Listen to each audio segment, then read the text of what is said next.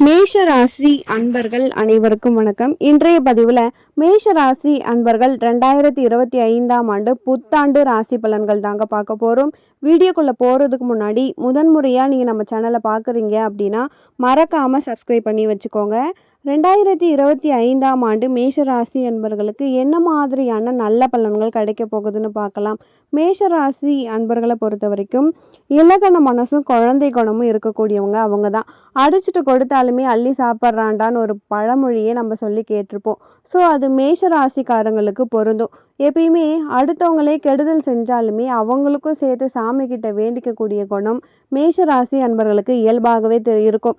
என்னவோ தெரியல, வெளுத்ததெல்லாமே பால் அப்படின்னு நம்ம நம்புறதால தான் கடவுள் எனக்கு 1000 வழியை கொடுக்குறாரோ அப்படின்னு சொல்லிட்டு மனசளவில் அவங்க புலம்புன நாட்கள் அதிகம். ஸோ மேஷ ராசி அன்பர்களுக்கு இந்த வருஷத்தில் கண்டிப்பாக பண தட்டுப்பாடுகள் எல்லாமே விலக போகுதுங்க. ஏன்னா 2ல் வருஷ தொடக்கத்திலே குரு இருக்கின்ற காரணத்தால் பொருளாதார ரீதியாக ஒரு மிகப்பெரிய முன்னேற்றத்தை பெறக்கூடிய வருஷமாக இந்த 2025ஆவது வருஷம் இருக்கும். குடும்ப வாழ்க்கையில் சிக்கலில் இருந்தவங்க, குடும்பத்தோடு வாழ முடியாமல் தவிச்சவங்க, அப்படி இல்லை ஒரு கொடுத்த வாக்கை காப்பாற்ற முடியல அப்படின்னு சொல்லிட்டு கஷ்டப்பட்டவங்க, இவங்க எல்லாருக்குமே ஒரு மிகப்பெரிய மாற்றத்தை மேஷ ராசிக்கு கடவுள் கொடுக்க போகிறாருங்க.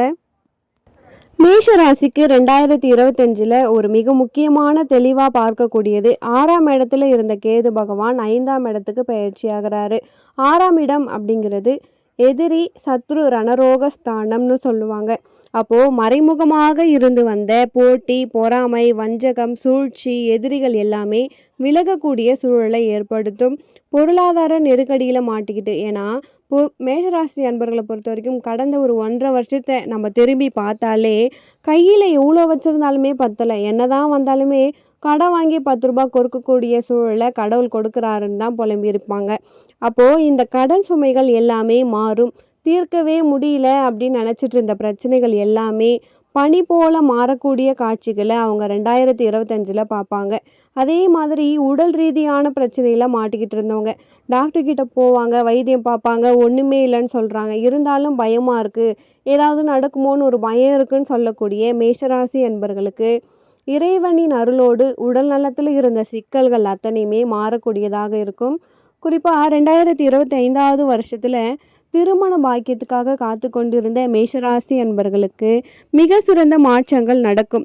எதிர்பார்த்த வரன் கூடி வரும். காதலர்களுக்கு ஒரு மிக சிறந்த வருஷமாக இந்த மேஷராசியில் பிறந்தவங்களுக்கு இருக்கும். நீண்ட நாட்களாக காதலை சொல்ல தயங்கியவங்க வெளிப்படுத்துவாங்க. நீண்ட நாட்களாக காதலை வீட்டில் சொல்லணும் அப்படின்னு சொல்லிட்டு பயந்துட்டு இருந்தவங்கலாம் அதை வீட்டில் சொல்லி அந்த காதல் வெற்றியடையக்கூடிய நிகழ்ச்சிகளையும் இந்த காலகட்டத்தில் பார்க்க முடியும்.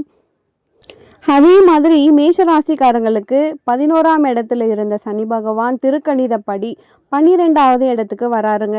அப்போது 11ஆம் இடத்துல லாபத்தில் சனி இருக்கும் பொழுது வந்த பண கஷ்டங்கள் எல்லாமே தீரும். புதிய வரவுகள் வரும்.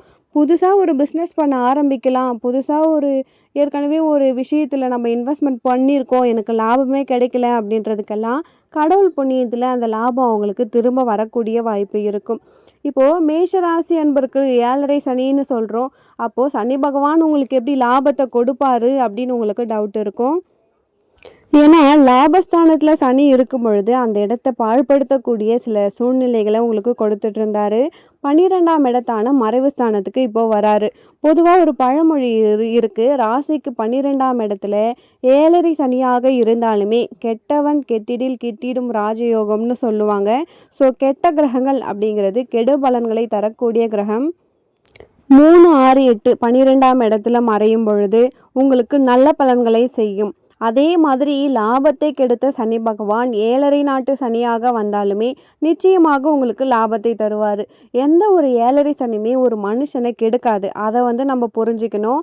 7.5 சனின்னு எடுத்துக்கிட்டாலே எல்லாருமே பயப்படுறாங்க. ஆனால் 7.5 சனி சத்தியமாக கெடுக்கக்கூடியது கிடையாது. நம்மளை பண்படுத்தக்கூடியது, நம்மக்கிட்ட இருக்கக்கூடிய தவறுகளை திருத்தக்கூடியது. உனக்கு எந்த வழி சரி, யார் நல்லவன் யார் கெட்டவன் அப்படிங்கிறத காட்டக்கூடியது தான் சனி பகவானுடைய வேலை.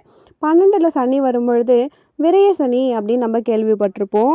அப்போது செலவுகள் அதிகரிக்கும். ஏன் நம்ம லாபம் வரும் அப்படின்னு சொல்கிறோம்னா, செலவு ஒருத்தவங்க பண்ணணும்னு முடிவு பண்ணாலே பணம் இருந்தால் லாபம் இருந்தால் தான் பண்ண முடியும். அந்த அடிப்படையில் பொருளாதாரத்தில் உங்களுக்கு முன்னேற்றத்தை தரும். 7.5 நாட்டு சனியால் பொருளாதார சிக்கல் மேஷ ராசிக்கு ஏற்படவே படாது. பொருளாதாரத்தில் கண்டிப்பாக அபரிவிதமான லாபத்தை பார்ப்பாங்க. விரய செலவுகளை தவிர்க்க முடியாது. அதை சுப விரயங்களாக மாற்றிக்கிறது உங்கள் கையில் தான் இருக்குது. தூரதேச பிரயாணம் கண்டிப்பாக செய்யலாம். கடல் கடந்து போகணும், நீங்கள் வெளிநாடு போகணும் அப்படின்னு இருந்தீங்கன்னா அவங்க எல்லாருக்குமே இந்த வருஷம் ஒரு மிகப்பெரிய மாற்றத்தை உங்களுக்கு கடவுள் கொடுப்பாரு. அடுத்து இந்த 2025ஆம் வருஷத்தில் லாபஸ்தானத்தில் ராகு வராரு. ராகு வரும்பொழுது ஒரு ஜாக்பாட் அடிக்கும். திடீர் யோகம், திடீர் அதிர்ஷ்டம், திடீர் பணவரவு, இந்த மாதிரியான வாய்ப்பு. குறிப்பாக பட்டம், பதவி, புகழ், பெயர் இதில் உங்களுக்கு மாற்றத்தை எதிர்பார்த்தீங்க அப்படின்னா அந்த மாற்றங்கள் உங்களுடைய விருப்பப்படியே அமையக்கூடிய சூழ்நிலை இருக்கும். எந்த விஷயத்தில் மேஷராசி அன்பர்கள் எச்சரிக்கையாக இருக்கணும்? 5வது இடத்துக்குள்ள கேது வர்றதால 5ல் கேது இருக்கிறது புத்திர தோஷத்தை ஏற்படுத்தும். அப்போ பிள்ளைகள் சார்ந்த விஷயத்தில் கவனமாக இருக்கணும். குழந்தைகள் ஒரு சின்ன குழந்தையா இருக்காங்க அப்படின்னா அவங்களுடைய உடல் நலத்தில் கவனம், கல்வியில் கவனம் செலுத்தணும். டீனேஜ் பிள்ளைங்களா இருக்காங்க அப்படின்னா வெளியில் தொடர்பு, பழக்க வழக்கங்கள் சார்ந்த விஷயத்தில் கவனம். ஒரு திருமணம் பண்ணுற வயசில் உங்களுக்கு பிள்ளைங்க இருக்காங்க அப்படின்னா அவங்களுடைய திருமண வாழ்க்கை சார்ந்த விஷயத்தில் கொஞ்சம் நிதானத்தோடு செயல்படுறது நல்லது. ஏன்னா 5ல் கேது இருந்தால் பிள்ளைகளால் தேவையில்லாத மன உளைச்சல்களும் கஷ்டங்களும் கருத்து வேறுபாடுகளையும் ஏற்படுத்தும். 11ஆம் இடம் லாபத்தில் ராகு வரதால இதால் எந்த பிரச்சனையுமே இல்லை. 7.5 சனி திருக்கணித பஞ்சாங்கப்படி ஆரம்பிக்கிறதால கொஞ்சம் நிதானத்தோடு செயல்படணும் அப்படிங்கிறத மேஷராசி அன்பர்கள் ஞாபகத்தில் வச்சுக்கணும். சனி 12ல் இருக்கும் பட்சத்தில் விரயம் அப்படிங்கிறது ஒரு பக்கம் இருந்தாலுமே சந்திரனுக்கு அருகில் உங்களுக்கு சனி பகவான் வரும்பொழுது மனசை உங்களுக்கு சஞ்சலப்படுத்தும். சரியான பாதையில் நீங்கள் போவீங்க, ஆனாலும் ஒரு தடுமாற்றத்தை ஏற்படுத்தும். இந்த நேரத்தில் முன்னாடி ஆரம்பத்தில் சொன்ன மாதிரியே உங்களுடைய மனசாட்சிப்படி எந்த விஷயம் நீங்கள் தவறுன்னு நினைக்கிறீங்களோ அந்த விஷயத்தை தள்ளி வச்சுட்டு இறைவன் மீது பாரத்தை போட்டு நடக்கும் பொழுது உங்கள் வாழ்க்கையில் ஒரு மிகச்சிறந்த வருஷமாக இந்த 2025 அமையுங்க. தொழிலை பொறுத்த வரைக்கும் சனி பகவானுடைய பெயர்ச்சி, ராகு கேதுவின் சஞ்சாரம் நிச்சயமாக மேஷராசி அன்பர்களுக்கு தொழில் முறையில் உங்களுக்கு கண்டிப்பாக ஒரு மிகப்பெரிய வளர்ச்சியை தரும். எதை நினச்சி நீங்கள் பயப்படவே வேணாங்க. மாணவர்களை பொறுத்த வரைக்கும் இந்த 2025வது வருஷம் ரொம்பவே முக்கியமான வருஷம். ஏன்னா உங்களுடைய ராசிக்கு 2வது இடமான வாக்கு, தனம், குடும்பஸ்தானத்தில், கல்வி ஸ்தானத்தில் குரு பகவான் சஞ்சாரிக்கிறாரு. ஸோ வாக்கு குடும்பத்தில் குரு இருக்கும் பட்சத்தில் கண்டிப்பாக உங்களுக்கு கல்வியில் ஒரு மிகப்பெரிய முன்னேற்றம் இருக்கும். போட்டித் தேர்வுகளுக்கு படிக்கக்கூடிய மாணவர்கள் உங்களுக்கு விரும்பிய துறையில் வேலை கிடைக்கும். அப்படி இல்லை நீங்கள் ஒரு என்ட்ரன்ஸ் எக்ஸாம் எழுதுறீங்க ஹையர் ஸ்டடீஸ்க்கு அப்படின்னாலுமே கண்டிப்பாக உங்களுக்கு அத்தனை விருப்பங்களையும் கடவுள் நிறைவேற்றுவாருங்க. மேஷராசி பெண்களை பொறுத்த வரைக்கும் 2025வது வருஷம் பிறக்கிறதே பூராடம் நட்சத்திரத்தில் பிறக்கிறதால சுக்கிரனுடைய அதிபதியில் தான் பிறக்கிறாங்க. ஸோ ஒட்டுமொத்தமாகவே 2025வது வருஷம் மேஷராசி என்பவர்களுக்கு ஒரு மிகப்பெரிய நல்ல விஷயம். அதுவும் 7ஆம் இடத்து அதிபதியாக வரக்கூடிய சுக்கிரன் வர்றதால நீண்ட நாட்களாக மேஷராசியில் திருமணமாகாத பெண் பிள்ளைகளாக இருந்தால் கண்டிப்பாக திருமணம் இந்த வருஷத்தில் திருமண யோகங்களும் உங்களுக்கு கண்டிப்பாக கூடி வரும். ஸோ பெண்கள் பல துறையில் சாதிக்கக்கூடிய வருஷமாக இந்த 2025வது வருஷம் இருக்கும். பல பேர் பல தொழில் பண்ணணும், பல விஷயத்தை முன்னெடுத்து செய்யணும் அப்படின்னு நினச்சி கடந்த வருஷத்தெல்லாம் ஆரம்பித்து யாரெல்லாம் தடையாக விட்டுட்டு இருந்தீங்களோ அவங்க எல்லாமே இந்த 2025வது வருஷம் பிறந்ததுல இருந்தே சூடு பறக்க நீங்கள் ஜெயிச்சு வரக்கூடிய ஒரு காலமாக இந்த வருஷம் உங்களுக்கு அமைய போகுது. மேஷராசிக்காரங்களுக்கு பொறுத்த வரைக்கும் ஒரு பாதியாக நம்ம இந்த வருஷத்தை பிரிச்சுக்கலாம். மே மாதத்துக்கு முன்னாடி 6 மாதம், பின்னாடி 6 மாதம் அப்படின்னு நம்ம பிரிச்சுக்கலாங்க. மே மாதத்திற்கு முன்னாடி நீங்கள் தொடங்கக்கூடிய எல்லா செயல்களும் உங்களுக்கு மிகப்பெரிய வெற்றி விதையாக இந்த 2025ல் இருக்கும்.